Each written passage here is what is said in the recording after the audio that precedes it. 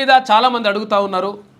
అంటే తీన్మాన్ మల్లన్న ఎప్పుడు వచ్చి మాట్లాడతాడు, తర్వాత అసలు యాక్చువల్గా కొంతమంది ఏమో తెలంగాణ తెలుగుదేశం పార్టీ పెడుతున్నారు, తెలంగాణ తెలుగుదేశం పార్టీకి పోతున్నాడని కొంతమంది, లేదు బీఎస్పీకి పోతున్నాడని కొంతమంది, లేదు జనసేనకు పోతున్నాడని కొంతమంది, అది కాదు బీసీ పార్టీ సొంత పార్టీ పెడుతున్నాడని మళ్ళీ మరికొంతమంది, లేదు కాంగ్రెస్లోనే మాట్లాడడానికి రాహుల్ గాంధీ గారి దగ్గరికి వెళ్ళి రాహుల్ గాంధీతో మాట్లాడేసి ఇదంతా కూడా సెట్ చేసుకుంటున్నాను కొంతమంది.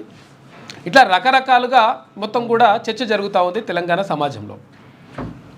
అయితే ఏం జరుగుతుంది, అసలు మల్లన్న తీసుకున్నటువంటి నిర్ణయం ఎట్లుంటుంది అనే దానిపైన సర్వత్రా ఉత్కంఠ నెలకొని ఉన్నది. ఆ ఉత్కంఠ తెరవడాలంటే రేపు సాయంత్రం 4 గంటలకు సాయంత్రం 4 గంటలకు తీన్మాన్ మల్లన్ననే ప్రత్యేకంగా మీడియాతో మాట్లాడతాడు.